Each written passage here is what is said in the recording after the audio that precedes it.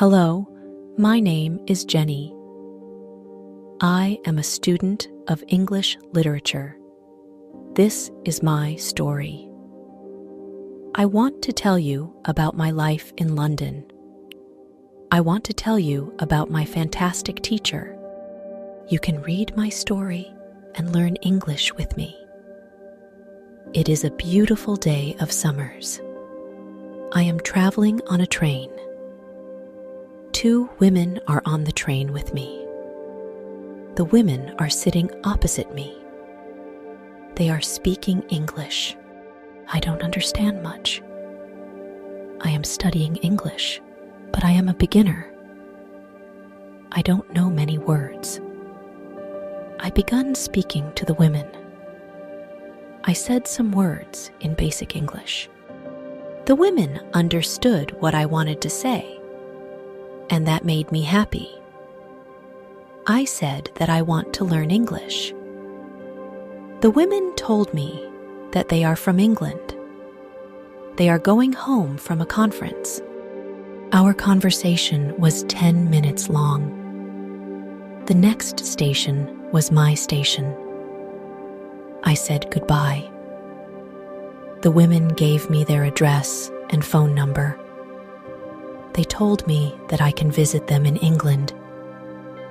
Then we said goodbye. After this meeting, I worked on my English every day.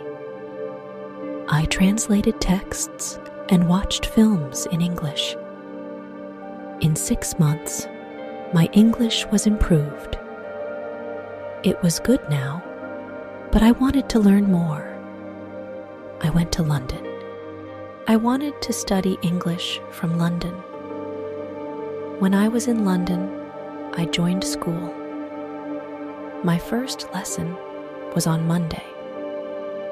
I met my teacher and other students in the class. My teacher was a young and fine lady. She was very nice and humble. We introduced ourselves and then proceeded with the lesson. Our teacher has a question for us. She wanted to know our general knowledge about the language.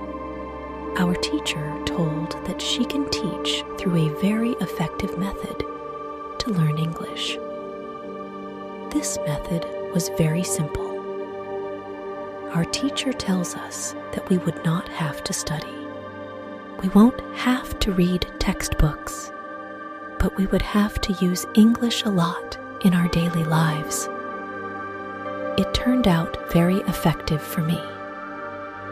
I did not like studying from the textbooks because they confused me. Then we spoke about what is important when we learned a new language. Our teacher told us, language is a purpose and a mode for communication. We need languages to communicate.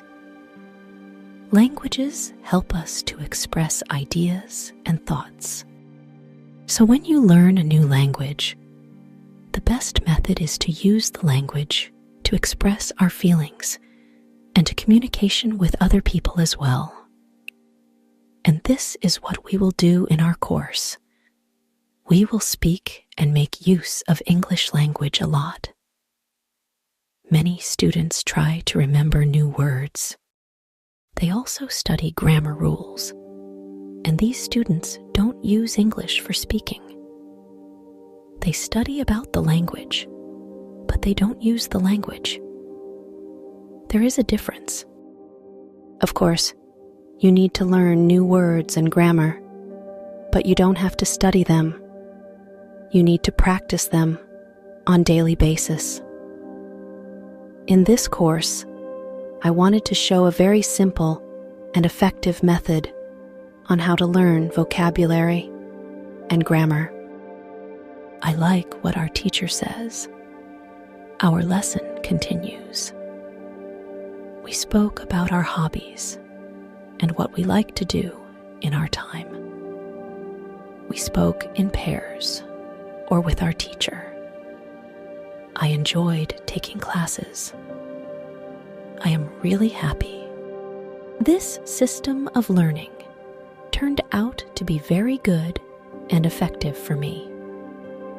Chapter 2: How I Learned Vocabulary. I went to school on Tuesday again. One of the students asked the question, which was interesting for me. She asked, "What is the best way to learn new words?" Our teacher told, "There are many things you can do to learn new words. I will tell you what is statistically the most effective way for learning new words. It is reading. When people read, they learn new words of their language. They learn twice as fast as people who don't read. It is good to read for at least 30 minutes every day. I want to show you what you should do if you want to get the maximum profit from reading. First, it is very important that the book or text which you read is interesting for you. It is important that you enjoy reading the book. The book can be a nice story, or it can be fictional or non-fictional, whatever your interest is for the book. Don't read the text which isn't interesting for you. When you don't know many words, you can get frustrated. You always want to enjoy everything you do while using the language. It is effective to choose a text which is interesting and also okay for your level. When you read the text and you see a word which you don't understand, you should take a dictionary and find the word in the dictionary. Then you would look at its meaning. This will make better understanding of the text, and your knowledge for the text will be increased. You won't have to write the word anywhere. The word will automatically get locked in your brain, and you will always remember its meaning wherever you will see this word again. Every time when there is a new word for you, you will do the same. Reading also has another great advantage.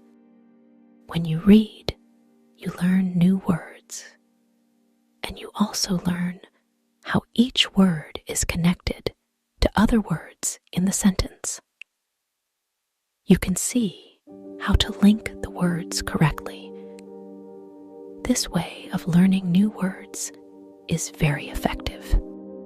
Try it, and you will see how fast you can learn new words. Then we continue with the lesson. We speak about the situation in England and about the best jobs for students. This is good for me because I want to get a job. I want to do something in my spare time after school. I asked other students if they know that from where I can find a job. They told me that I should go to a job center. The job center offers a lot of jobs, especially for students. This is good for me. I am happy that I know from where I can find a job. When my day at school was over, I went to the job center. I did not know what job I could do, so I asked the lady at the job center, "What is the best job for a student?" The lady told me that they have some good jobs for students. She told me that I can be a cleaner or a waitress in a cafe. I told the lady that I have no experience with these jobs. She told me that my English is good enough to work at the cafe. The training was not difficult, and I can have more chances to speak English than being a cleaner. She told me that I can start my job on Thursday. It is all good for me. I am happy that I have a job where I can practice English when you want to learn new words. Effectively read for 30 minutes every day. On Wednesday, I went to school again. There is one student in the class who is more quiet than the others. he is from South Korea. When our teacher asked if we had any questions for her, this student from Korea said that he has a question. He said that he has a big problem with pronunciation. He knew that his pronunciation is not very good, but you did not know how to improve it. He doesn't speak much because he doesn't have others to listen to his bad pronunciation. He said that he reads and watches films in English a lot. He understands very well, but he also wants to improve speaking. He asked if there is something he could do to be better at pronunciation. When my teacher heard this, she said, "Okay, I will tell you something about pronunciation and how to practice it.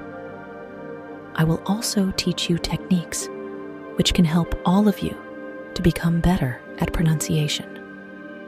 First, we have to look at why students have problem with pronunciation. When we speak, we have to move our mouth. We have to use muscles in our mouth.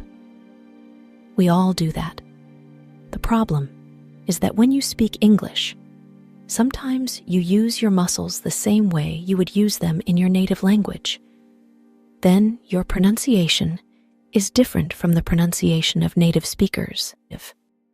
This happens to many students to learn English. Almost everybody has a little different pronunciation than they should have. In fact, it is not a big problem because usually people understand what you want to say, even if your pronunciation is not perfect. However, you can work on your pronunciation and make it better by a great technique, which can help you a lot. The name of this technique is shadowing. The technique is very simple. When you do shadowing, you simply copy the sound which you hear. When children learn their first language, they learn it by copying. They copy after their parents again and again, and one day their pronunciation becomes perfect. If you can learn English pronunciation the same way, this is what you can do. You take some videos or audios recording, which is not very fast and which you can understand very well. You listen and you copy what you hear when you hear it. That is all. Then our teacher went to www.youtube.com and she searches for the shadowing technique. She found good videos where the shadowing technique was very well demonstrated. We watched the video. Then we all tried to do shadowing for about 3 minutes. Then our teacher told us, shadowing is also good when you are preparing for presentation in English and you want to have good pronunciation. Before the presentation, you can go to some place where you are alone and you can do shadowing for about 10 minutes. You will see how much it will help you to have better pronunciation during the presentation. This was very interesting for me. I haven't heard about this technique before. When the lesson finished, I went to the school reception. I asked the lady if there are any sport activities at school. I would like to do some sport in England. The lady at the reception says, yes, we have a table tennis team and a football team. The football team has training today at 5 o'clock. I was very happy because sport is very important in my life. I went to the training of the football team. I met a lot of players from different countries.